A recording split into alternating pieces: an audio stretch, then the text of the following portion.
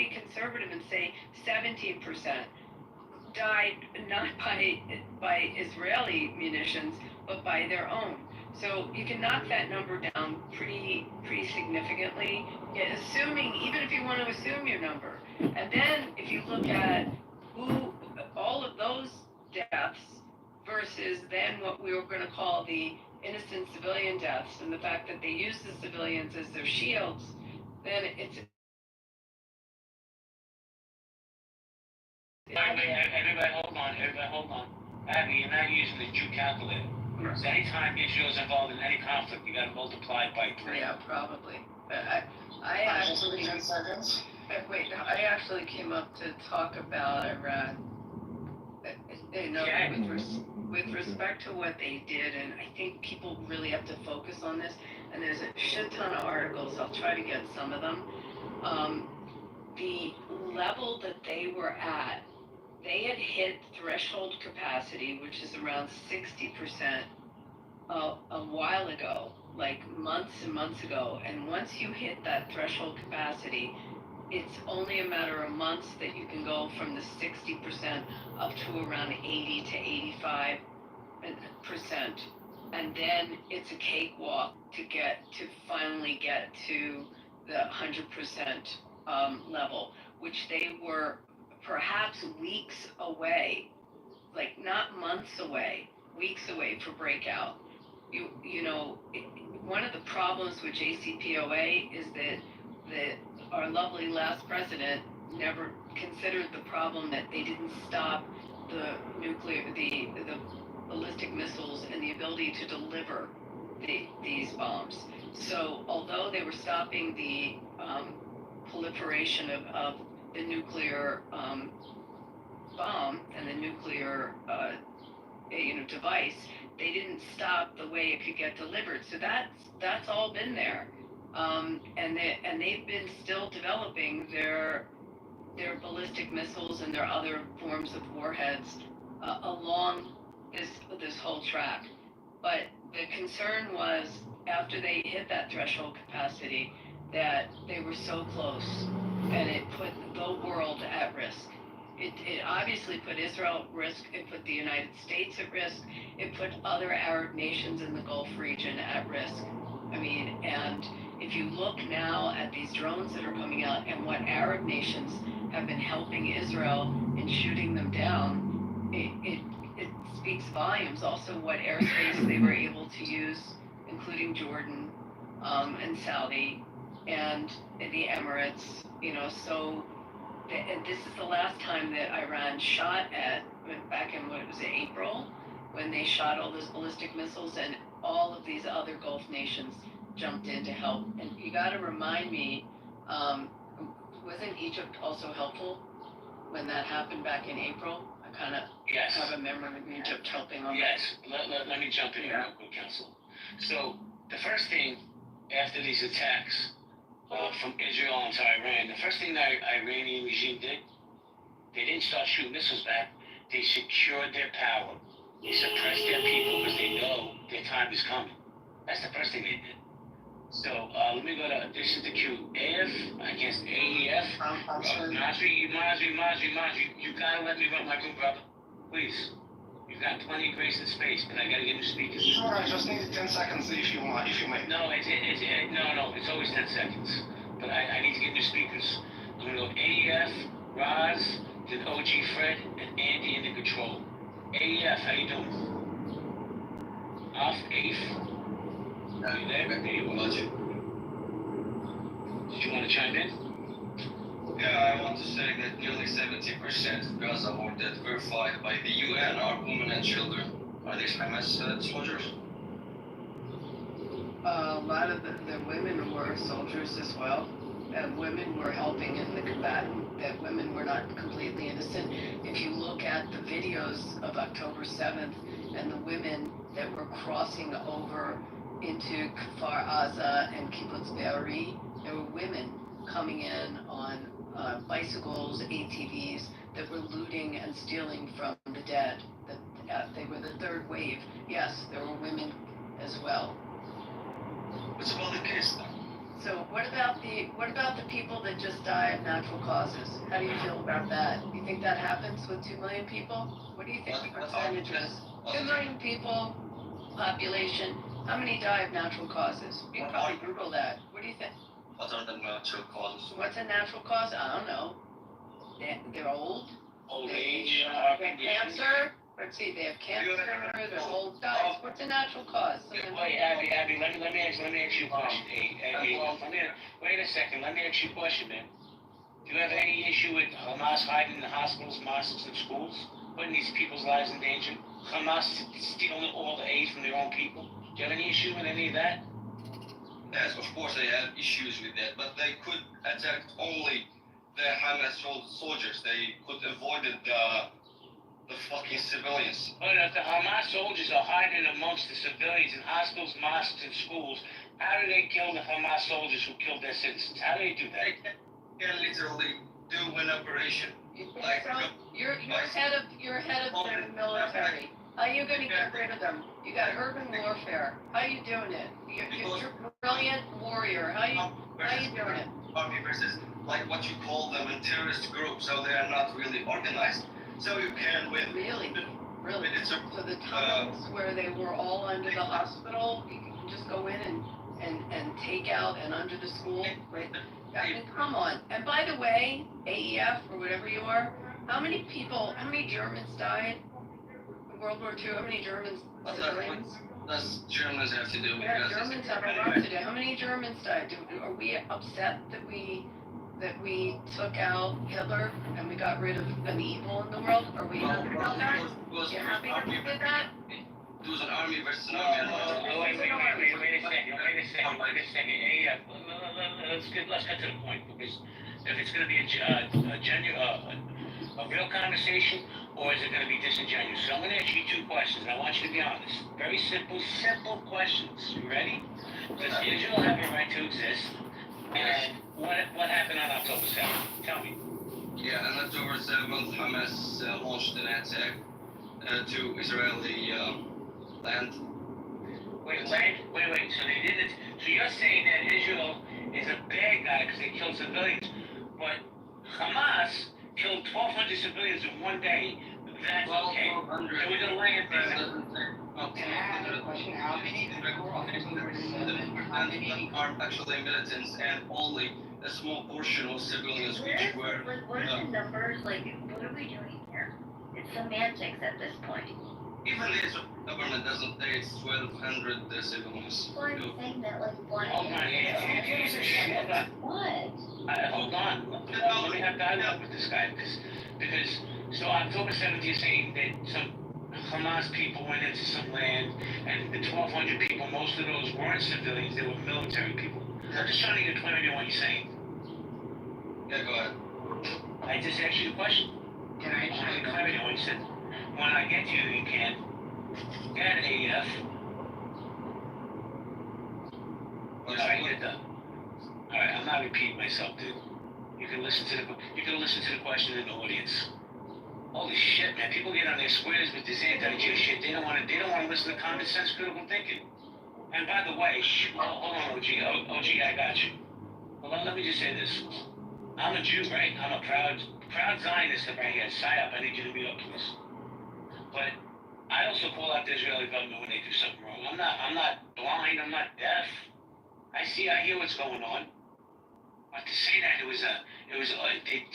some Hamas guys came into the land and they killed military people. No, they killed civilians. They put babies in ovens. And Amar, if you want to talk about what happened before October 7th, I'm talking from October 7th on. And what's going on in Iran? October 7th? You want me to talk after October 7th? I don't really want you to talk at all, but go ahead. Okay, so let me give you a little bit of those, okay? How about this? Number one, 20,000 kids dead. Give me justification for that. Give me a link in the chat that says that. Put a link in the chat that Wait, 1 second. International. Give me a link in the chat. Wait, let me finish. I'll give you a link. Put the fucking link in the chat, you moron. Because that's a lie, and that's dangerous to even fucking say that because you're a Jew. Go ahead. We live in the world of Google and ChatGPT. Type it in how many kids died in Gaza. Just Put write the that down. fucking link in the chat. Put the link in the chat. Put the link in the chat. Right now, I'm doing it for you, Sunshine. Now look at this, okay? And Uh, after that, I have a question from you. I have a question from you. I have a question for you. Now answer me this. Why is the International Criminal Court putting a warrant out for Netanyahu? Because the International Criminal Court is full of shit. Learn to be quiet when someone else is speaking. I just answered your question, but next question, please. No, next question is very simple. Why is the world calling what's happening in Gaza a genocide? The world is not in agreement about this. That's an argument to authority. It's bullshit. Appeal to crowds. The world agrees with me, asshole. The world in this room agrees with me. You're the only one in this room who doesn't agree with me. Everybody in this room agrees with me. And that means hold on, everybody hold on. Anthony, everybody hold on. Mentality. If there's not 10 Nazis sitting in a room thinking what they're doing is right, does it make it? Okay, listen, when I'm talking, you gotta shut up and listen. Because then we have the dialogue. You wanna come back up, let's have the dialogue. But this just you hate, and there's no non-critical thinking, that's a great question. What is a genocide? Okay, and hold on. But, you know, this is ridiculous. This narrative, you fucking anti-Jews want to I say. asked the question. What's a genocide? Ask him, please. He's not gonna answer. He's gonna give some bullshit answer. But let me go to the next speaker, which is Raz and OG Fred. Raz? Raz? Yeah, about this issue, I think mostly Abby was the one on point. You see how it concerns and escalates the idea of world terrorism. Iran is definitely a player that cannot be controlled. It's still labeled a terrorist state, and the sad part is how close they were to the nuclear treaty, but as you can see, Israel backed out, that there is no way they're going to let this neighboring country have nuclear weapons, and that's mostly the main concern of this conflict, if you look at it on the surface. Thank you so much. OG Fred, how you doing, man? Good, bro. What's going on? Thank you for your patience. Do you want to chime in? As kids, you know me, I can listen in. My family's out of television, so it's crazy what's going on. Is everybody safe? And my uncle, mom, they're safe. Spoke to my uncle yesterday.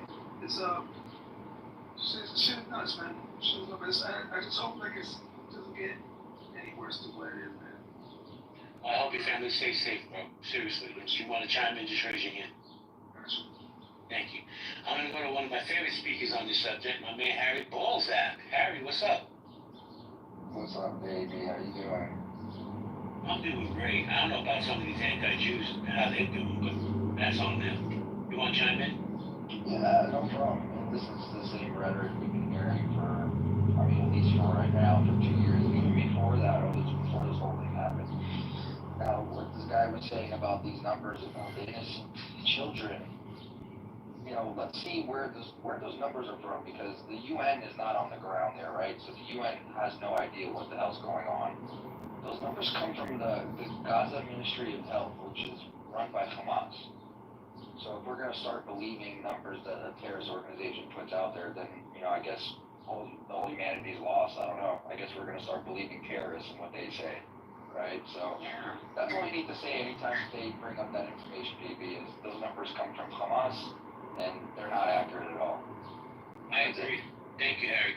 So, by the way, before we continue this conversation, I'm just going to say something to Ann, and I'm waiting for that information. You know what I'm talking about? Oh, yes, okay. And can I get in the queue? You can go right now, then I'm going to go to Sabrina, then Andy. You gonna go? You said Sabrina and then Ann. No, I said you can go right now, then I'm gonna go to Sabrina and Andy. Oh, I didn't hear you say Andy. Okay. So I posted a link in the chat. So I find it to be concerning that Netanyahu told everyone to take shelter, but to stay close. And and they have him, he fled the region and they located the plane essentially in Greece somewhere. So to me, you're gonna leave your people, tell them to take shelter and stay close, but you leave? What a little, oh, like, oh, it's sickening to me. And I have a problem with that. And I don't know why no one's talked about it. The JB is from Al Jazeera. Come on, give me a break. What'd you say? I didn't hear you. The link is from Al Jazeera. It's not a viable news source. Wait, what do you mean? No, there's many other news sources. He's talking about Amar or whatever, posted. He was responding. Yeah, hey, check it out. Where do you get Iran is getting their ass kicked, man? Where do y'all get that from? Some things I read online. Oh, yeah, because there's things that 2 F-35s were shot down. Israel actually has more casualties right now. That's because Iran is finding it to civilian areas. So, of course, there's going to be more Israeli casualties. Israel's finding it to military areas where there'll be less casualties. Does that make sense, Saya? It's actually bullshit what he just said, by the way. There's first of all, you don't You're a mad faggot, white boy. Shut the fuck up, pussy. You see? There you go. I'm Latino. I don't side with no Israel. I don't side with MAGA. We're aligned with China. We're aligned. Okay, are you done? I didn't get 2 words off and he started personally attacking me. You see that? That's how you know people are wrong. So, by the way, there's no actually official reports of 2 F-35s being shot down. That's being debunked and that's bullshit. And we don't rate winning a war by how many casualties there are. You rate winning a war by taking out intelligence posts, military bases. They just dismantled their nuclear program. They set that shit back 30, 40 years. If not, they took it out completely. They took out key head scientists, nuclear scientists, and the IRGC commander-in-chief. They took out their heads. Yeah, but they did kill some civilians, right? Listen, the buildings that they were targeting in Iran are in areas, and I've talked to people that are on the ground there, that have family on the ground there. Those people live in certain areas, in certain cities that are only allowed with IRGC officials that are allowed to live in those buildings in those areas. So I don't know if you consider IRGC people civilians or you consider them part of the IRGC, right? Well, let me jump in here real quick. Nye, Anthony, are you there? Nye, are you? I'm here. You know what's amazing to me, Nye? That the 2 things that really trigger people the most on this app is anti-Jewish rhetoric, or anything with Israel, and racism. It's amazing to me the disingenuous context that people bring to stages because they have so much hate for either a race or a religion. It just fucking blows my mind, bro. But let me say No good one morning. responded to what I said. Like, not one person had a reaction to that. About Netanyahu, no take. What did he say? No, He fled. yeah, but he fled and he told everyone else to stay close, take shelter, and to stay close. But he fled. Where did he flee to? Well, they say that they tracked his plane essentially to Greece, but like, he's not Put the there. article in the chat. Put the article in the chat, and I'll take a peek at it. And I'll comment it. Well, I think I can't go keep looking through the hundreds of comments here and just put the link in the chat. Now. Thank you. Holy shite. Well, because nobody paid attention to what you said? No, I'm just shocked that there was like no take on that. Like everyone's like, Because I don't know if it's true. That's why I'm saying put the article in the chat. I'll take a look at it. I can give you a take on it if you want. I mean, I'll tell you this, that Israel is smarter than that. They're not gonna fucking post information on the internet to where their leader is, or if you just want to play. I think it's all diversion tactics. So even if he did, I don't know what that would change. But you know, that's just that. Let me read the article. She's going to pin. But let me say good morning to Sabrina Carpenter. We have a celebrity on stage. Then we go to Alpha and Maku. Sabrina, good morning. Yo, you forgot about me. Yeah, I'm sorry. I'll go to you next, Andy. Sabrina, are you there? Sabrina? All right, let's move you down then. Because if you have nothing to say, there's no reason for you to be here. I'm sorry, guys. We're gonna go Andy, Alpha, Baku, and then I want to hear Amir and his bullshit numbers. Andy. You know, first of all, between Syria and Sudan, over 1 million Muslims are being killed, but I don't see people protesting on the street about that. It's only when Jews kill Muslims that makes it bad. That's one hypocrisy. Number two, it's worth reiterating, JB, you said they hid Hamas in under mosques and schools and Hamas is all true. It's damage. One of the speakers mentioned how many Germans were killed in World War II. This is a problem when you start war. There's no real, you killed 1,200 people. And think about how they killed those people. Those people were, it was Saturday morning, celebrating their holiday, coming to their homes. They murdered, they stabbed out eyeballs. They cut off breasts on women. They put kids in ovens. They stabbed out, they made their spouses watch being raped, their wives being raped. The outrage that this happened, I don't know anybody from Israel, I don't know anybody from Palestine, but I am an American. And when you rape, and you murder, and you mutilate, and by the way, 1,200 people did die that day. But you know the number they don't talk about? How about the 5,500 people who got injured, shot and survived, stabbed and survived? How about the 18,000 rockets that, since Hamas took over, were shot into Israel that they had to deal with during the regime? I don't understand when you complain about 55,000 people dying. Was there people dying on October 4th? October 3rd? Why did this happen? What was Israel supposed to do? Have kosher dinner, break bread with these people, have the Sabbath with these people? What were you expecting them to do? I don't get this outrage. And I hear this word genocide, and I did interrupt. I said, what's a genocide? But the person I guess left the stage. A genocide is the intentional murdering of a group of people. If Israel wanted to have a genocide, don't you think they would have accomplished it by now? Are their weapons superior? The hypocrisy just makes my hair stand up. I could go on, but it's all too long. I'm going to yield the mic. Thank you, Andy. Andy, how dare you have common sense, critical thinking? Who do you think you are? This is Clubhouse. And I left. I read her articles in the Sarajevo Times. I don't know if that's a reputable source or not. But, yeah, I don't believe that Netanyahu fled his country. Let me go to Alpha. Good morning, Alpha. Good morning, JB. I hope you're doing good, and hopefully the listeners are doing good, and everybody else. Thank you for another opportunity on the stage. Just wanted to address something in favor of Israel, the only democracy in the Middle East. Now, what's interesting is that people all of a sudden are outraged by children dying. Their moral compass is very selective. Their moral outrage is very biased. For instance, an average salary in Yemen is $244 a month. $244 a month. The Houthi-controlled areas, the salary is even less, perhaps half of what you earn in Sana'a. And the Houthis do not use that money that they get through narcotics, that they get through their connections with the cartels and all of these haram people, right, from the haram businesses,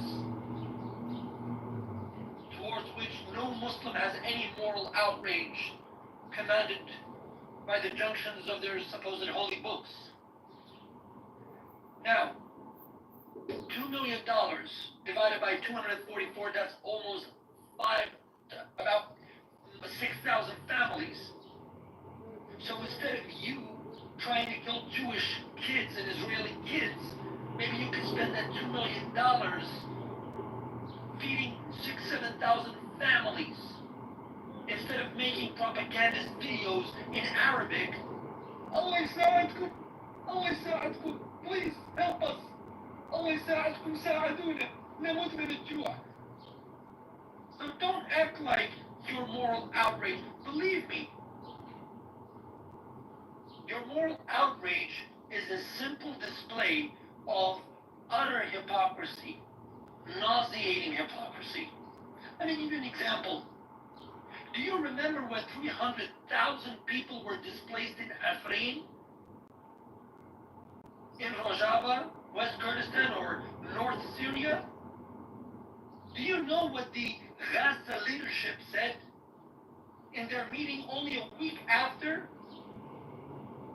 This is what Khalid Mash'al, the co-founder of the terrorist organization, one of the co-leaders of the terrorist organization of Hamas, known as Al-Harakat al-Muqawamat al-Islamiyya, right?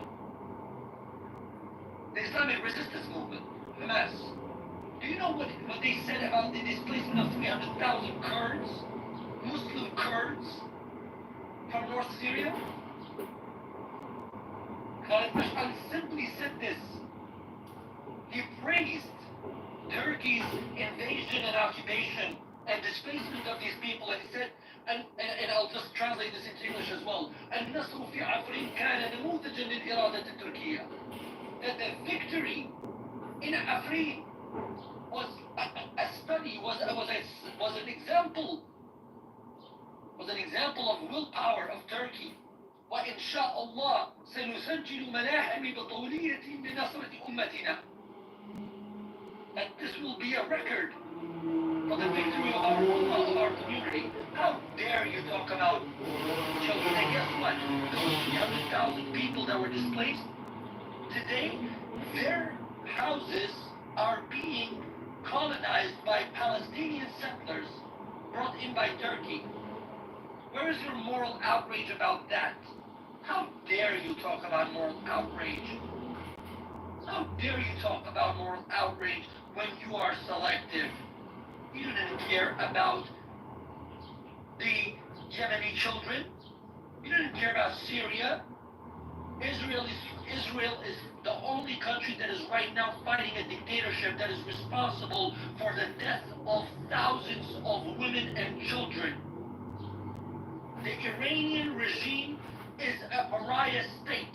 The Iranian theocratic regime has done nothing throughout its existence for the past 40 to 50 years except to create terroristic proxies, violate international law, violate moral law, violate every principle known to man, only for the purposes of bringing about a supposed victory that will only come with the destruction of innocent people.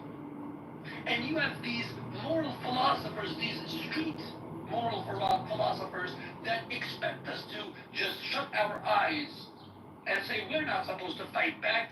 How can 2 children die in Tehran in Tasnim Square? But it's okay if Iran-sponsored terrorist organizations kill 1,200 Jews in a day. How dare you? I'll just end with this, JB. For those who spoke about those who want to speak about the 1.5 million Iraqis that died, well, guess what? It was damn worth it. And if America was to do it again, I would support it wholeheartedly. Do you know why? Because if Saddam Hussein was not removed, much to the dislike of your comfortable chair in Berkeley somewhere, right? In Orange County somewhere, you would have killed more. Saddam killed 182,000 Kurds and many more Shias, Arabs too. So don't talk to me about you being so morally outraged about the 1.5 million who died of hunger because of Saddam Hussein's regime's obstinacy. So please, do yourself a big favor, right? Go read moral philosophy again before you come in to display this two-faced hypocrisy. Well, I'm gonna say this. I'm gonna let that breathe for a minute, then we'll go to another speaker. But, bro, how dare you bring facts to Clubhouse? That was one of the best years I've ever heard on this app. I've been on this app for 5 years. You brought fucking facts. But you know what's gonna happen, Alpha? The people with the rose metal glasses, bro, they're gonna push back. So let me give CEO a little reset real quick. Good morning, CEO. Hey, good morning, my guy. Popped in, running this morning, always good to hear the room. I heard the passion. I was educated by what the gentleman just said. Appreciate you letting him breathe, man. Sounds like he knew what he was talking about and then what he. 100%. So basically, CEO, the world's on fire right now. We got protests in 2,000 sites in America. We got Donald Trump with his military parade. We got Israel, Iran going on. And I've learned, I said this earlier before you came in, man, there's two subjects that will always light a room on fire. Racism and anti-Semitism, or anti-Jew. Those will always stir the pot because it brings out people's true feelings. That's what I believe, right? This man Alpha just dropped gem after gem after gem, and we got people on stage that are gonna say, fuck the Zionists, kill them all. But you want to say something, CEO, before I circle? Not at all, man. I'm gonna let that be what it is. Appreciate you as well. So Alpha, man, that was an amazing show. One of the best I've ever heard on this app, and I say that sincerely. Well, cool, good morning. Good morning to you, my man. How you doing? Doing all right. So I'm indigenous American. I'm gonna tell you, let me say this, and look at my correct your social accounts. I have, the way I look at it is America, we have a problem. We have a problem because of religion. Yeah, I don't think this is a race war. I think this is becoming a religious war. And we got a lot of people that don't stand for the values of America that's inside our country. You know, our country has been a melting pot for many years, so there's many cultures over here. There's much love and respect between cultural exchange. However, when it comes to religion war, you gotta think about this guy, whatever they call him, Supreme, whatever. These guys are fanatics. And if he calls for a spiritual war, we got to think about what's here. Because they can't touch us. They're not shooting shit over here. They're not invading. They can't touch us. You know, but it's who's inside. And you can see it in the context. I mean, yeah, killing kids is wrong, but we understand casualties. Warriors are warriors. You know? But in context, you look at these texts, it's like, you got, I can see like treason in here. You know? I mean, Israel has their issues over there with the Arab world over there. Everybody's looking at the culture. Even one of these like God's land. Let him decide, you know. And now that it's coming down to the decision, we just sit back and let God's work. Whatever happens is because God will. That's how we see it. But over here, I just wanted to say over here, my issue is here. You have millions of Muslims over here. You know, and you have people that's I don't know the correct word in English, but it's a word that's kind of like they sympathize, sympathize with these people, you know. And this guy, I heard a guy talking about. I need you to land your plane. I'm sorry. I need you to land your plane, please. Oh, okay. My whole point is, what are we gonna do about the guys over here, the Muslims over here that's possibly cells and will follow that supreme leader if he calls it jihad? What about you? Wait a second, bro. First off, I have Muslim friends. They're some of the best people I've ever met. Yeah. So I'm not gonna stand on that square and say, all Muslims are bad. No, I'm not saying that. Listen, hold on a second, because you're coming off like you're saying that. What are we gonna do about the Muslims? Oh, well, I think the Muslims over here that's sympathizing with the regimes over here. I mean, that's what I'm trying to say, because we don't know. You don't know. And if that supreme leader says it's a jihad, a holy war, that's a big problem. Like I said, I'm not I believe there's more good Muslims than bad Muslims. And I don't know about a jihad over here in America, but thank you for your share. I appreciate you. I have some very deep loves for some of my Muslim friends, just like my Jewish friends. So I'm gonna go to. Oh, this is gonna be interesting. Let me go to Amar. Amar, man, let's hear your fake numbers. I posted BBC. I posted UNICEF. I mean, I don't know if you understand what UNICEF is. I would imagine you should search what UNICEF is. The numbers are all there. I posted links about the ICC, what they've said, what the Amnesty International, another friend over here talked about genocide, and he tried to gaslight it and wrap it in another bag and sell it. I just posted a link that what Amnesty International. Let me ask you a question. Let me No. I want to ask you a question. Is that how you do it? That's exactly how I'm gonna do it. Oh, lovely. Oh, you're in your feelings. Let me ask you, is there a genocide going on in Gaza right now? 100%, not by me. I'm not saying this. The world is saying this. International bodies are saying this. International reputable organizations are saying it. Not me on Clubhouse. Everyone else. So when the aid gets to Gaza, whatever aid there may be, who keeps that aid? Does the Palestinians get it, or does Hamas take it and not give it to them? Oh, nice try. I like what you're doing. So you're trying to say, hey, wait. Let me finish now. Don't interrupt. So you're trying to divert this by saying there's people dying, there's aid that's going to get to them, but you're saying, no, we're going to block the aid. You know why? Because we know that aid is going to go to Hamas. And you're going to block it. You're going to let people starve to death, die by this rhetoric? Nice try. The world isn't buying it. Let me ask you a question. Let me finish. Wait a second. Abby, I'll come to you in a second. Hold on. I'm just curious. Just one quick question, and then I'm going to hand it to Abby. Were you on that vote with Thunberg? I'm just curious. No, I just watched media like everyone else. Nice try, JB. Again, trying to gaslight. If the gaslight, I'm the gaslight. Okay. I feel back. This room is a pro-Zionist space. It always has been, always will be. So we don't talk about facts. We talk about data. We talk about what we feel like.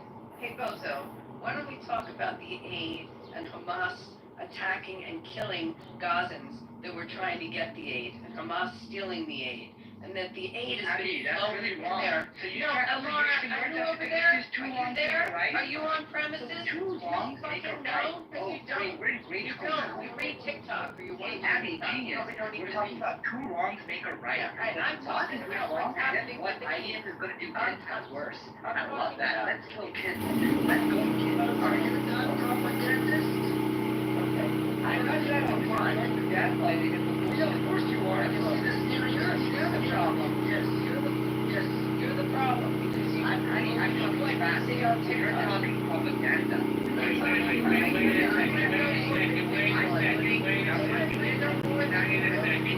a second, please. Where you based out of? Hammer. JB, Brooklyn, near you. When you're out of I Probably the one showing up at the synagogue threatening people. He's a big Hold on a second. He's a big rich protesting the right for Israel to exist. I guarantee you this dude's a big rich. Because that's a hot spot for anti-Semitism. Oh, I'm sorry, anti-Jew. I can't say anti-Semitism because it triggers some people. Before we continue to stimulate conversation, let me say hello to one of my favorite people in that. First Lady, how you doing? I am. Happy Saturday. Happy Saturday. Happy Sabbath to you as well. Great pizza. So Lady G, I mean, we've been going off all these different subjects, right? I'm sorry I keep calling you G, but that's how I know you. What do you think about these 2,000 protests that are going to go on in America, No King's Day?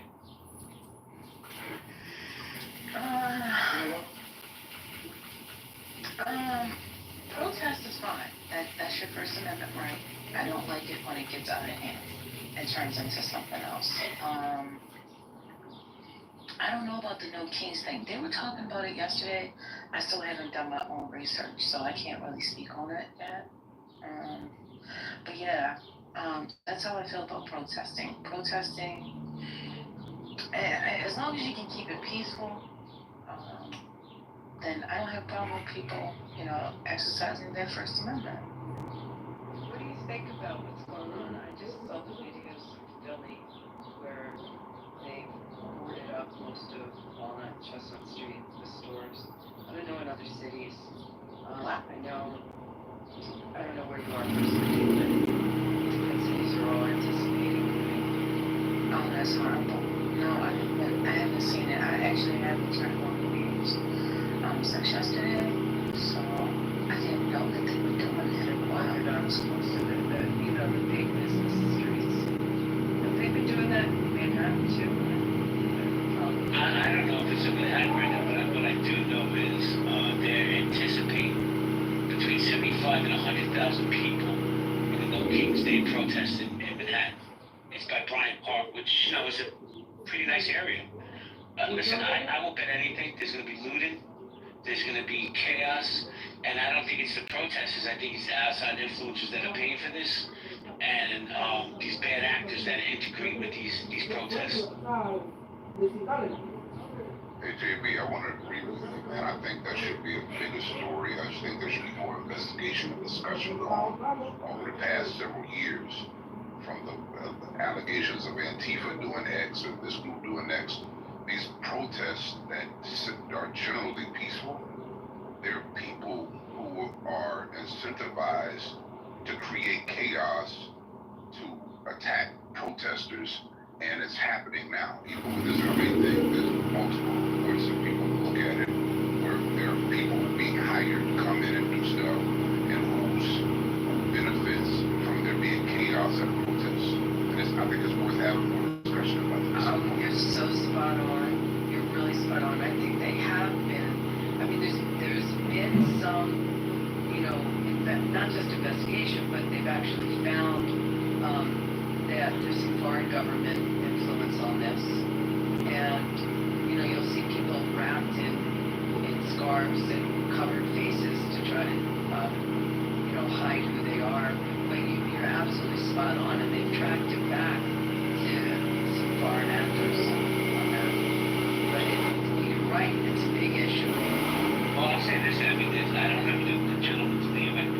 First off, I put it on top, cheap. I don't know what to know about No Kings protests against Trump's policies. From what I understand, there's over 2,000 locations in America, Mexico, and some European cities are going to be protesting as well. I don't know why they're involved, but they are. So here's the thing, Abby. I've never been to LA. I know some people here, like, I'm trying not to see LA. He has some connections out in LA. If you watch some of those videos from those LA protests against ICE, there were people out there waving Palestinian flags. I'm like, what the fuck does it have to do with ICE? From the river to the sea, they were chanting. It's bizarre how all these organizations are integrating with each other. Yeah, I read something. It was Communist Party. It was the Free Palestine movement, or Hamas movement, along with SJP mixed in with the anti-ICE movement. There was also an LBG. You can go through your initials. And I forget, there was a fourth one, another big one that had joined in also. And it's a weird, combination of lots of groups all converging in these protests. Well, I tell you what, I saw this, and I don't remember the gentleman's name. He's an American, that was in Shanghai. He's a multi-millionaire, billionaire, and he is funding almost all of this. And Congress wants to do an investigation into this gentleman. And it's just bizarre to me how, and by the way, the PSL, which is one of the organizations behind this protest, they got $33 million in government funding. How the fuck is that possible? It's money that we're funding these organizations. And I don't want to hear freedom of speech and all this other bullshit. If they're funding these organizations that just cause tyranny, Doge needs to look into that. This is my opinion.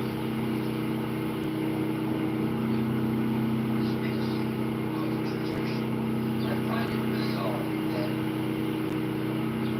the West, especially the United States of America, people are literally protesting against illegal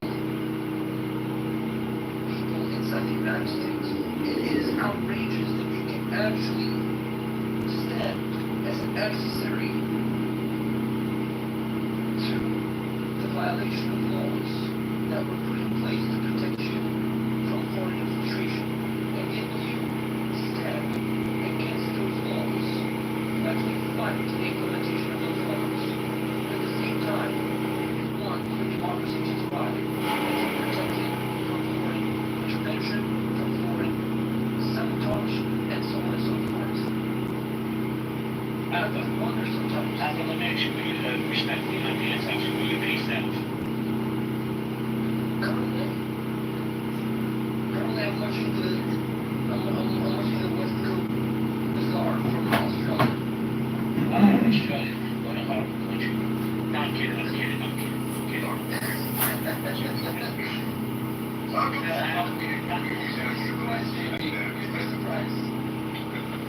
Listen, I only said that because my good friend Rolo's on stage, but I think this is really my brother from the Good morning, Rohan. How you doing? I'm good, man. How you doing? Now, who's on the West Coast? I don't know who's on the West Coast of America. I'm trying to look at my stage. I don't know. Australia. Oh, Australia. I don't know. Alpha was just speaking. Alpha was also. Hey, Alpha, how you doing? You're on the west side, eh? On the east, actually. Oh, you're on the east. Oh, okay. Yes, Whereabouts? What city? Melbourne. Get out of town. I'm from Melbourne as well. Which part? St. Kilda. Alright, we're probably about 10 minutes away from each other. Rohan, let me just say this real quick. And there's no bullshit about that. This dude Alpha spoke about maybe 20 minutes ago, and probably one of the best insights I've ever heard on this app, because we were talking about Iran and Israel. And let me tell you something, this dude was dropping gem after gem after it's fucking amazing. Oh, great. Well, you got yourself a follow. So Ryan, to give you some insight, you said what we're doing in here. So here in America, we're having all these protests, No King's Day, against Donald Trump's policies, on the same day that Donald Trump is having a military parade. But the world's on fire, bro. Look what's going on in Iran and Israel. Look what's going on in Ukraine, Russia. You know, and this might trigger some of you MAGA people. But from what I understand, one of his talking points when he was trying to get elected was that he was going to stop all this. He was going to stop what was going on in the Middle East. He was going to stop what was going on in Ukraine and Russia. It looks like it's all escalating, right? Look, it's getting more messy before it's going to get tidied up, that's for sure. And I think the way that he's playing the game with his militaries is actually pretty smart. And it's not that I'm MAGA, I'm not pro-Trump in the slightest, but at the same time, I can see what I think what he's actually doing. I think it's actually quite otherwise. Do you think there's any about we've been talking about like fighting the head off and cutting the head off the snake? This has been something that I guess fantasy, but everything else is now actually reality, and that's absolutely real. I think it's taken two types of characters, including Trump to have the balls to be able to do something along these lines. And if you would have said something a little bit like this, and anything else is going to happen like a year ago, even 2 years ago, people would have just laughed. But now it's a reality. Do you think there'll be a regime change in Iran over this? I mean, listeners that are out there, the fact that there's a small chance that happening. Look at the actual programming, this Rise of the Lion, I think it's called. That it sort of has a number of connotations because Israel's been using the lion icon, right, as part of the propaganda and part of the Hasbara and so forth, and putting it out there. But this is also tying into what was the Iranian flag, where there was a lion on it. I think they're calling out for, and have a look at Elon Musk, who's recently just opened up Starlink to all people in Iran, urging them to take the opportunity to rise up to the challenge, because it's going to be too much for Israel to be able to go in there and to be able to, try and take over the regime. And I think America, going to. That just would not look good on the world stage. It's going to be up to the people of Iran, of which there's probably between 70 and 80% of the population that are against the IRGC. So, you know what, there's a possibility if ever there was a chance for the Iranian people over the last 46 years to change the regime around, it is now. There is not going to be a better chance, I don't think. I agree with you. Let me say good morning to Truth. Good morning, Truth. Morning. One sec, sorry. It's okay. Rohan, I agree with you. I think, but here's the thing. When Israel went in and attacked Iran, the first thing the Iranian government did was oppress any possibility of insurgents from the Iranian people. That was the first thing they did, was secure their power. And they also throttled the internet recently as well, just to ensure that Iranian people find it more difficult to be able to arrange a And by the way, I'm no geopolitical expert. This is something of a novice idea of thought. But I know there might be other people who agree. And look who you've got on stage with you. Like, God, look, there's royalty. Abby is on stage. Incredible. And Mr. Anthony Edwards as well. Hey, Abs. Good to see you. Hey, it's the day of the king, right? So it's early. 100%. So, and by the way, Rohan, get to know CEO and Nye also, and First Lady, because they're amazing speakers and good people. Hey guys, nice to meet you. First Lady's a great speaker. Oh, too kind. Thank you. I appreciate it. By the way, guys, if anybody's interested in having a really good dialogue, First Lady runs one of the best rooms on South, politically correct. She may not always disagree with you, but she's always going to come down with kindness and respect. So follow Lady Chief, First Lady, and you guys will have a great conversation, I promise you. So we'll popcorn style now. I was going to say to her, I try to go in there, but someone that you mod sometimes has me blocked, so I can't always get in there. But when I am, your rooms are very helpful, very insightful. JB, just a fact, can I drop a fact? I'm not sure if Truth is here. If Truth, you're here, I can classic. If not, I would like to drop some knowledge for those who are fiendishly supporting Iran, and they think that Iran is the victor. No, Iran is the perpetrator of many deaths. Iran has done nothing but create the mentors, in the words of Joanne Rowling. All success to her, Adam Moore, a great writer. In 1980, just before the start of the Iran-Iraq War, an Ayatollah was put under house arrest who was supposed to succeed Ayatollah Ruhollah Khomeini, and his name was Ali Hussein Montazeri. Ali Hussein Montazeri published his memoirs in Los Angeles because he escaped Iran, and he published his family published his memoir in Los Angeles, and in his memoir, published under the Persian title of Khatirat Montazeri, which means basically memoirs of Montazeri. In that book, he says that we executed 30,000 virgin Iranian females.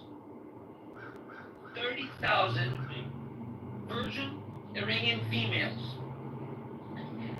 And he says Ayatollah Khomeini has a fatwa, which is the Islamic term for religious decree, saying that these women will not enter heaven unless they are cohabited with or subjected to sexual intercourse, and then they are executed before the morning prayer ends. Before the end of the morning prayer, which is known as Salat al-Fajr in Arabic, meaning the dawn prayer. Now, he says, I objected to that vehemently, and I found it to be morally outrageous.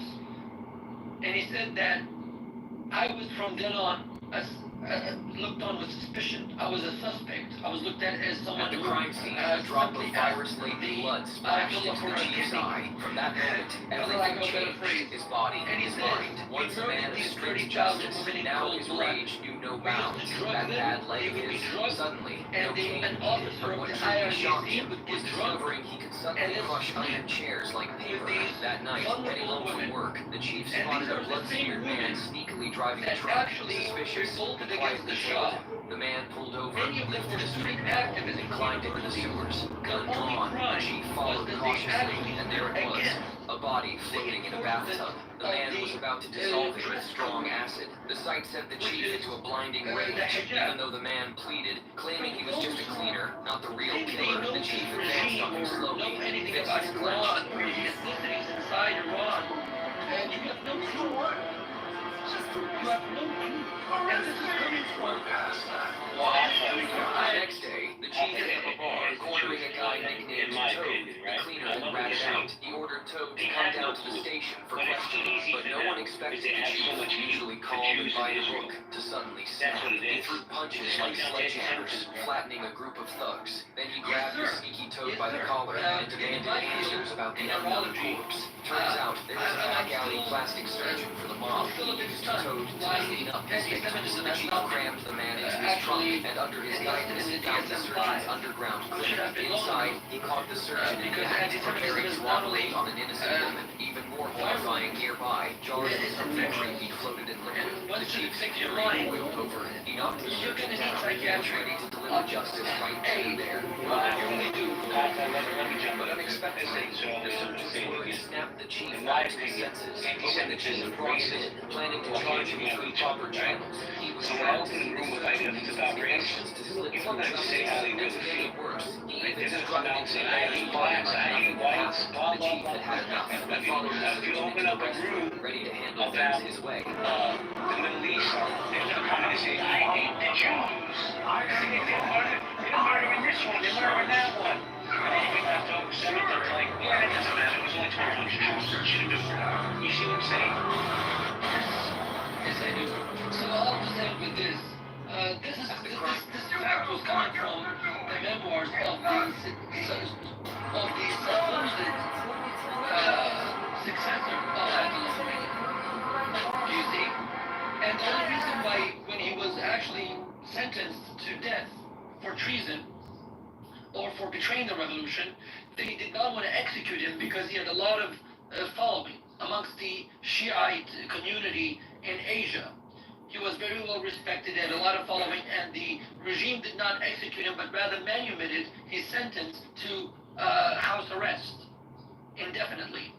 So when people think they know facts, they don't know facts. In fact, when you use the word, for example,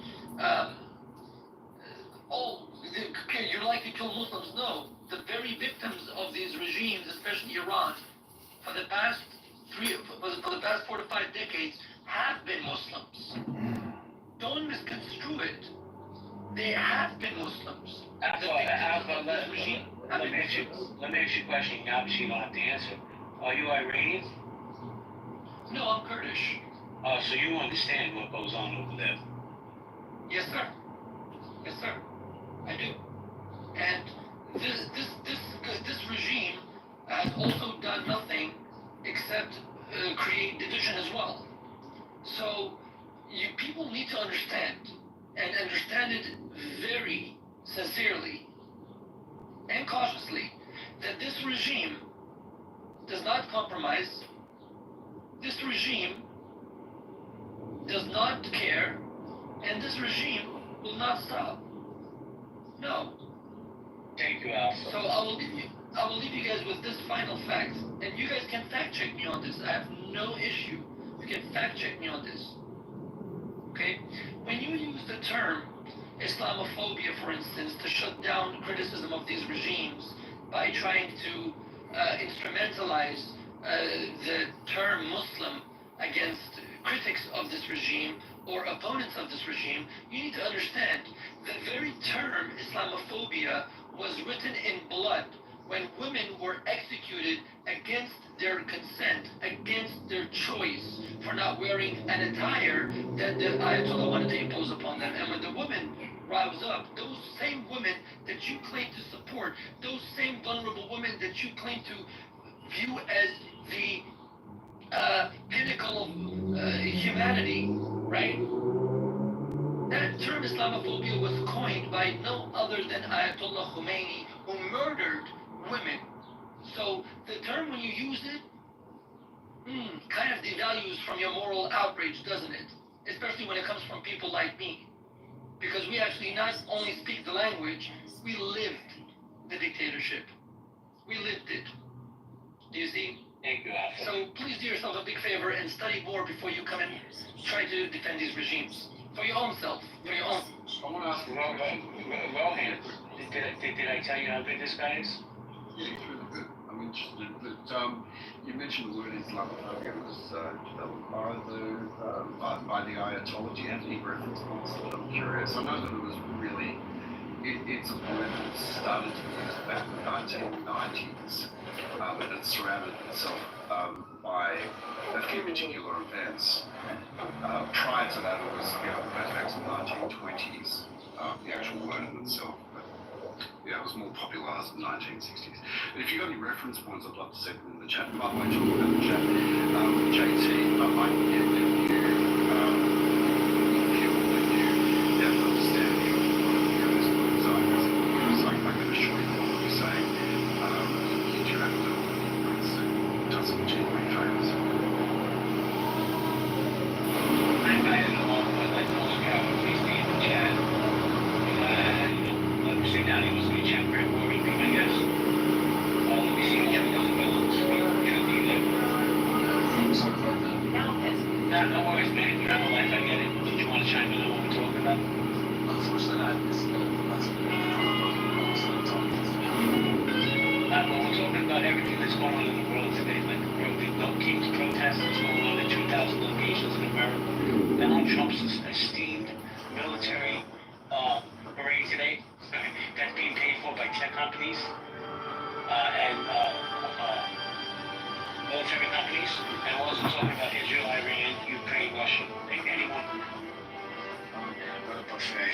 The buffet of badness.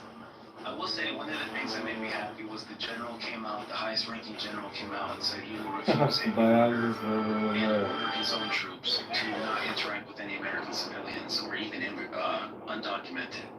That they would not be under his purview getting involved, defying Trump's wishes, which I think it's about time. It was a little very late to never. That made me happy to see some pushback internally.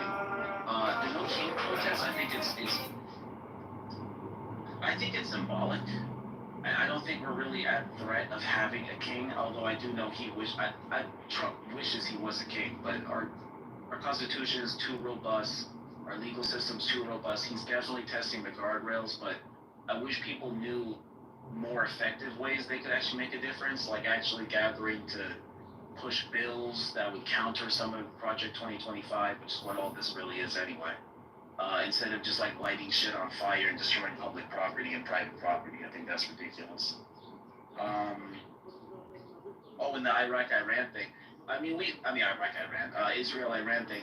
We've seen this coming. They've been talking about wanting to do it for over 20, since the 90s, even before then. Netanyahu especially has been saying he wanted this, so it makes sense that under a Trump administration they push the envelope. I will say I'm skeptical of if Iran really did break through the Iron Dome, because either they have new technology that we didn't know about, or maybe Israel's doing a false flag to justify a major expansion of war effort. I don't know. Well, they don't use Iron Dome for ICBMs, but... Yeah.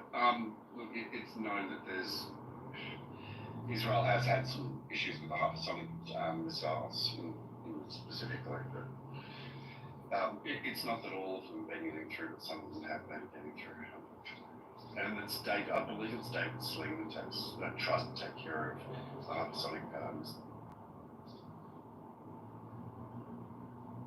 Well, yeah, it's really sad to see the loss of life. The difference is, truth. Israel's firing at military objectives. Iran's firing at civilians. So there's that, but nobody wants to talk about that. Yeah, that makes sense. Yeah, Israel strikes on Iran were actually really sophisticated. Kind of dispels their own narrative that they can't do that in Palestine, though. Yes. Oh, man. I would like to just push back a little bit on that truth. While I do understand your point, however, you have to understand that the combat arrangement, or rather the combat grid in Gaza, is completely underground. It's not a combat where soldier versus soldier. And plus, it's urban warfare. And if you study just simple urban warfare or guerrilla warfare against conventional armies, guerrilla warfare is always intricate. And many generals who have written books on this, or many military tacticians who have written books on this, have always admitted to the fact that guerrilla warfare can be very tedious, it can be very effective, given the protocols of war, because that's why they call it guerrilla warfare, because they don't fight conventionally. They don't come out with platoons and battalions and arrange a grid for combat.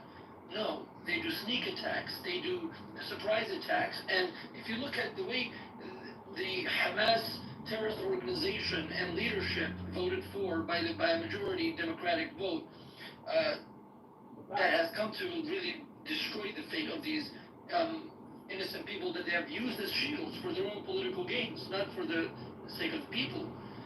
If you look at the way Hamas has constructed its military bases, it's simply under hospitals and schools and whatnot. So Israel, in order to fight these criminals and miscreants, has to tell the people to move out of the way. But whenever Israel does tell the people to move out of the way, people say, look, they're trying to displace us. And if Israel does not get them out of the way and attacks these places, there will be even a higher casualty rate. So in other words, they're trying to tie Israel's hands behind its back while they can perpetrate heinous crimes against Jews. And whenever Israel retaliates, they gaslight the Jews and they gaslight anybody else that defends the war or tries to get Israel to win the war against these miscreants and criminals. So in other words, those who are so critical, they need to come up with an approach that is quote-unquote effective. If not, then I would like them to really sit down on the sideline and try to listen to the professional. That's fair. There's only a few things I'd push back on. I hate the narrative that Hamas was elected, because especially as an American, I think it's just very strange to use an election as a way to justify the treatment of people. Right? It's like I'm 33, I witnessed multiple elections, and at no point did I think that, this person who was elected truly represents the country. Everything that the country does is therefore reflective of what this administration is doing. Who the fuck has ever felt like that? Name me a country. Name me just one country where the entire people are collectively behind an advocate. That's absurd. Especially when you consider the actual very delicate situation of Israel-Palestine. Like, that's really inconsiderate. And then on top of it, if you do the math, less than 8% of the people from that vote are still alive. So I'm just like, what are we even talking about? Are we judging the over 50% of Palestinians under age 18 for a vote they weren't alive for? Maybe you're concerned. So just don't bring it up. That's all. Just don't bring it up. I think it's one we have to bring up. No, there's a lot of no, but it's important that we actually say no, that it's not true, because it is not true, bro. We cannot say here and say like, yeah, Bro. no, that's wrong. They're not Shias, bro. Maybe they're Alawites or something, you know? The Alawites. No, but actually there's difference between Alawites and Alawites. There's difference between Turkish Alawites and Syrian Alawites. Did you tattoo your lips? Yeah, shut up. Yeah. No, I didn't. I have freckles on my lips, though. Mako, what happened to you? Did you become anorexic? Yeah, I lost weight. Jesus, Mako, what a makeover, Mako. You're Mako. To be Iranian today, no?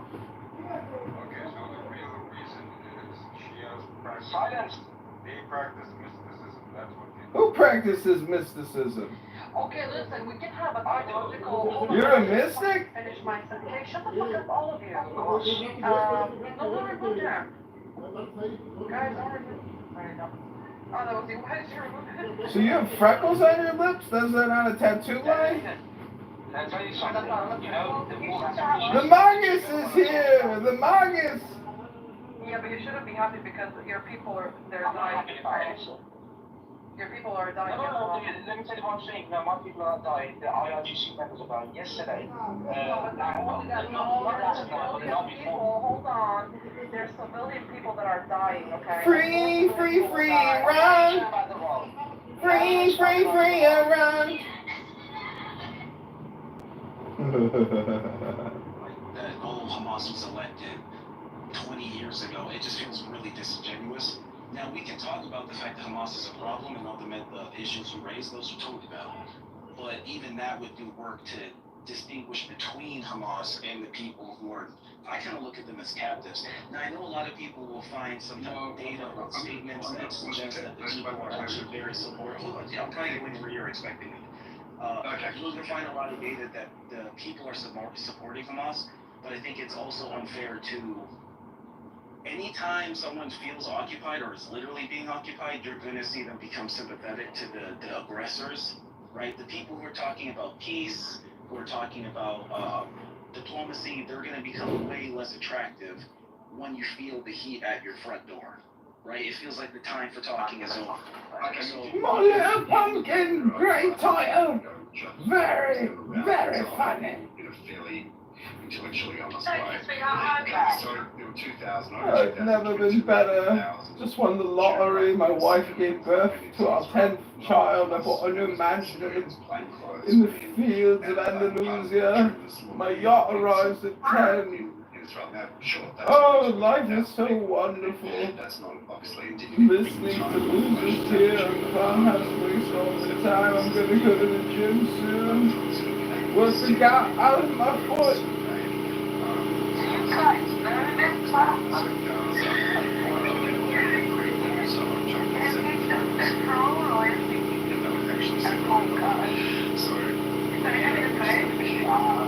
He's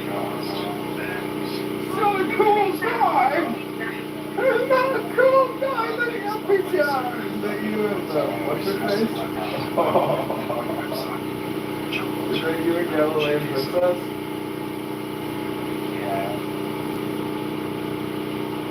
She looks much like I expected. She's got terrible taste in them. Of course, she's so unhappy with my pumpkin.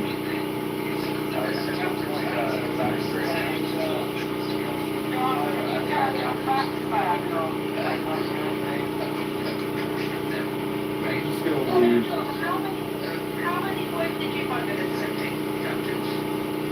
Bugger boys? Do I look like a bugger of boys?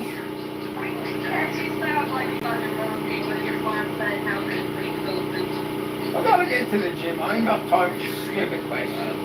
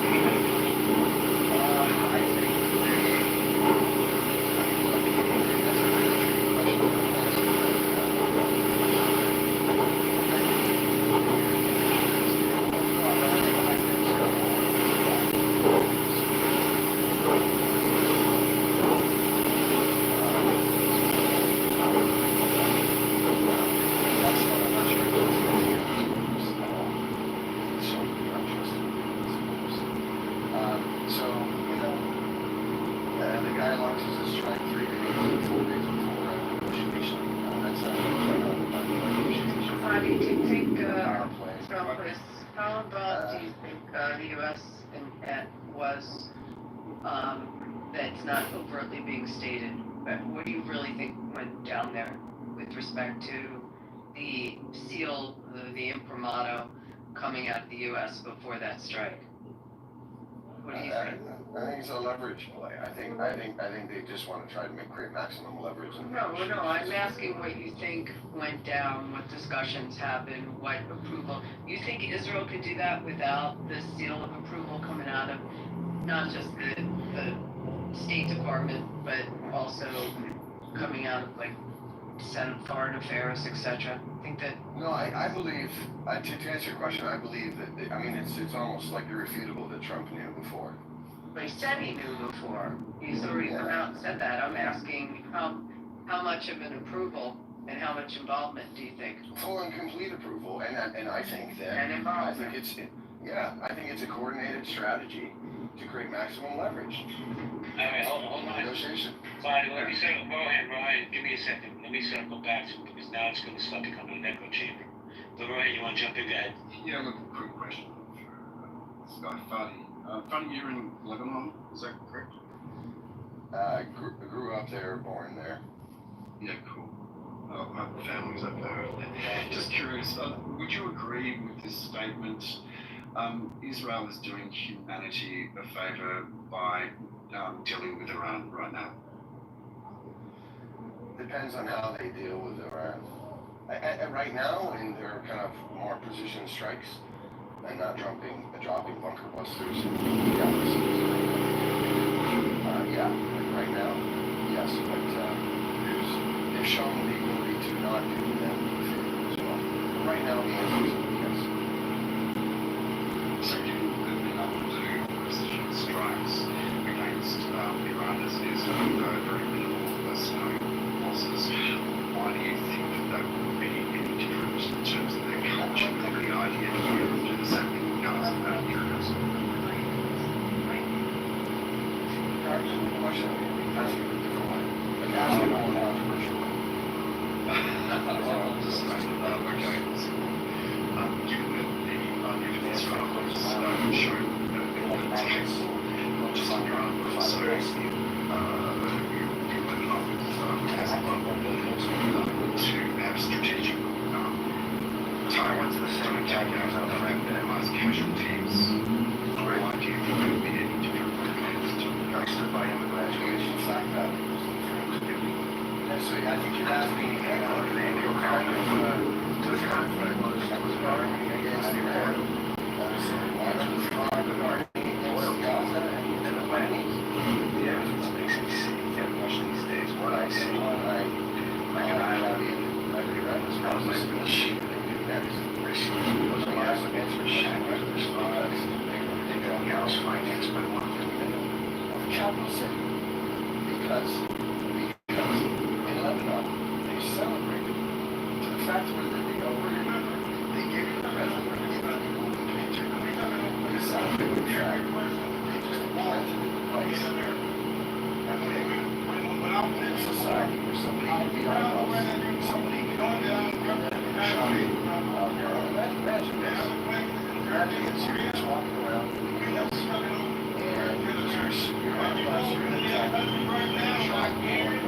and the guy decided to go. That's terrorism. That's the end of time. And he was targeted against we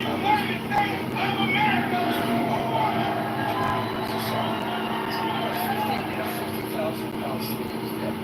89,000 Palestinians dead. 1.2 million. Hey, good top of the bottom.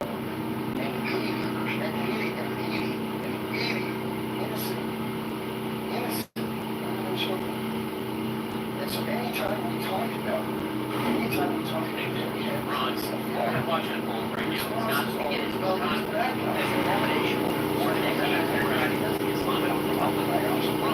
And, Israel will not be allowed to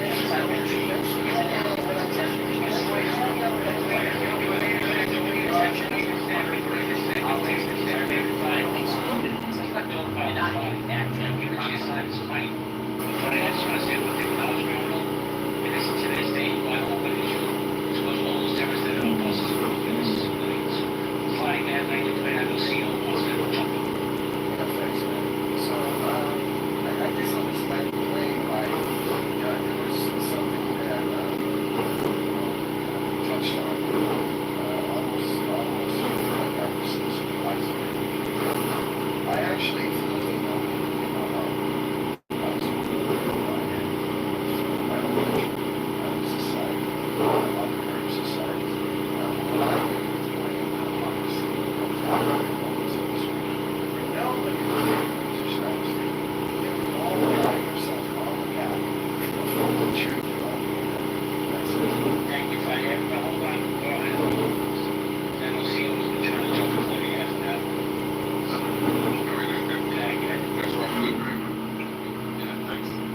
Congressman. Appreciate it. Look, I'm just curious, being more outraged with Israel's pinpointing using a rocket buster bomb, or any more outraged about Lebanese government allowing and enabling a terrorist organisation to be embedded in the civilian population.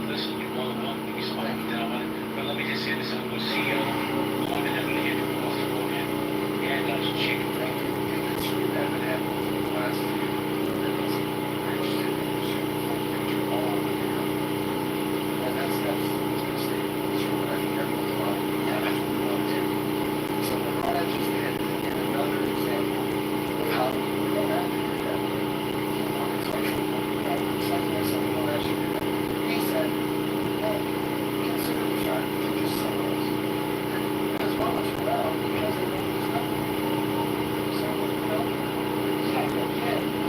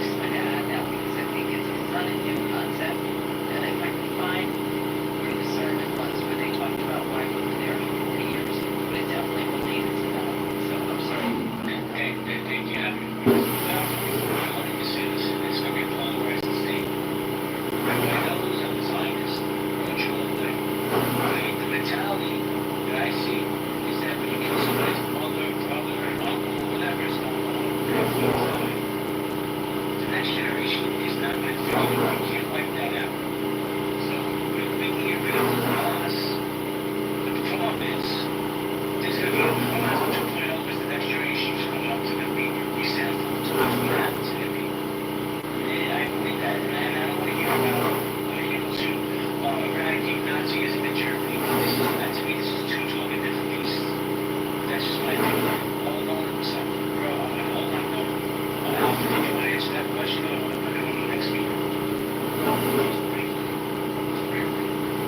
CEO, thank you for the question, and I wish you all the best. And I'm sure as a father that I'm yet to become one. Maybe I can learn a lot more from you about fatherhood. You know, that if you look at, for instance, the prefrontal cortex, which is one of the latest initials of our brain, you know, in the past, you know, hundreds of thousands of years, at least 100,000 years, of our, you know, migration out of Africa. You know, and when I spoke about the 18 years, you just need 18 years to brainwash a generation, and how propaganda works, whether it's state propaganda or whether it's an organization's propaganda. You can study this, you can study different cults, or you can study it by anecdotal evidence. For instance, I'll give you an example. At the university where I lecture twice a week regarding neurology and cognitive neuroscience, there was two migrants. They were both sisters, and they had just graduated. And they were from Afghanistan, right? So we got to know each other, and one of them approached me one day asking for help because she wanted to know if there's a venue that they can rent to basically hold a wedding. And I said, sure, I can help. So I told one of my, you know, very long-standing friends who does these rents out venues for weddings and ceremonies and other sorts of, you know, festivities. So I came up to him and I said, well, you can talk to him. I was there during the conversation. I drove him there, and she told the owner of the venue, look, I'm from Afghanistan, and she's only, by the way, she was only 26 years old. She said, look, I'm from Afghanistan, and I want this venue. And when the person found out that I wrote that, he said, look, I'll give you the venue for half the price. Because this person, Alpha, is my friend, I've been for 20 years, so I'll give you the venue for half the price. And since you guys are new here, you're just studying in university, you know what she asked for? She said, I want the hall to be halved, separated by a curtain. Okay? For men to be on one side and women on the other. I want the bar removed. And the venue owner said, like, what do you mean by having the venue? What does that mean? She said, I want a curtain to separate men and women. The venue owner was very straightforward and very determined in his answer. Said, no, I'm sorry. My venue's no longer for rent. And I asked her later on during the conversation back home, when I was driving them back home, I said, why did you ask for those specifications? She said, well, you know, I'm a Muslim, and I said, yeah, but the owner was also Muslim. What made you then? You came to Australia in 2021 during the chaos that happened in Afghanistan with the U.S. withdrawal, and you're asking for this. Right? So I said, what made you this? She said, look, I lived there, I grew up like this, and this is my religion, this is my way of life. And I said, but that's the way of life. Then you should have no problem with the Taliban. You should have no problem with that environment. Right? I mean, all they ask from you is to follow their code of ethics and their code of behavior. Now, what made me notice something was, as I was listening to this person explain her beliefs and explain her behavior, I understood. Even from, you know, the theories of Leon Festinger, who's a psychologist, studying cognitive dissonance. This is a cognitive dissonance scheme. And the cognitive dissonance was that this person being at the age when she was in a vulnerable and, you know, vulnerable age. And she was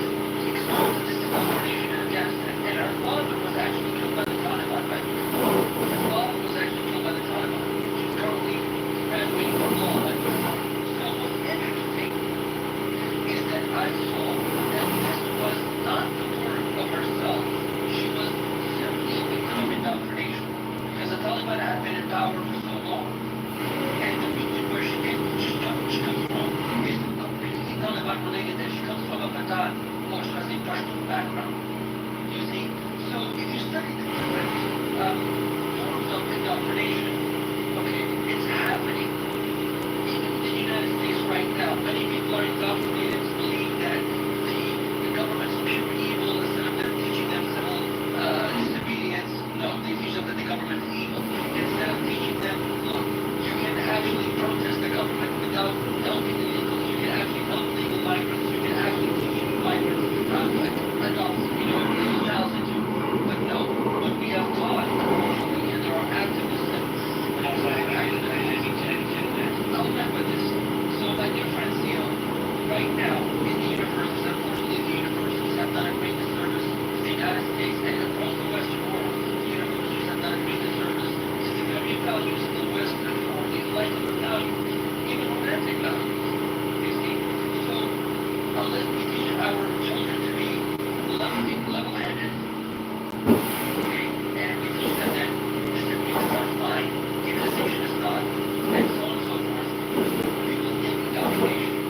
And ultimately, 18 years, 18 to 21 years, why? Because that's the stage where the brain develops most. And after 21 years, you can ask any of the neuroscientists at your local universities and professors, they'll tell you the same. That 21 years, right now, the brain is standard. Or should I say raised it, age of maturity is 21. You just need that. So, and if you want to research, that's all you need. And by the way, I'll say goodbye, guys. This is Italy in Australia. I'm right behind you. JD, when you talk to you again, thanks for the opportunity. Everybody else, look, please do not take anything I say as absolute truth, okay? I'm all open to facts, all open to scrutiny, so I don't fear it. Okay, and everything else that is the facts, I can thank you. Appreciate it. I appreciate you. And hang out for a while. Let's see, some 500 next week, right?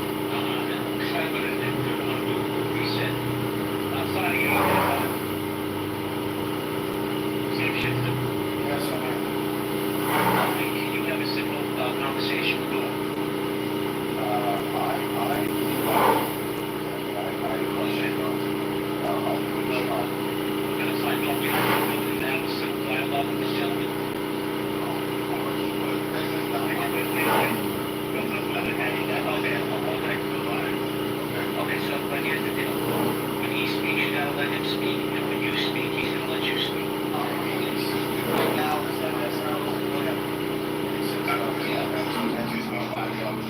I see that you're already going outside those specific like conversation.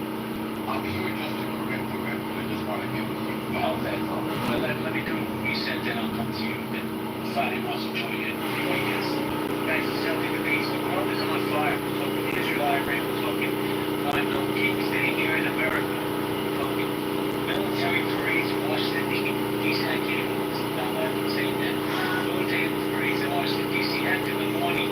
Chatty, how you doing, Kay? Melanie, Lexi, good morning. Robert, check your hand up. Drew, good morning, guys. We have a pink ticket, cash it in. Today's raffle prize is a cash your pink ticket. As much as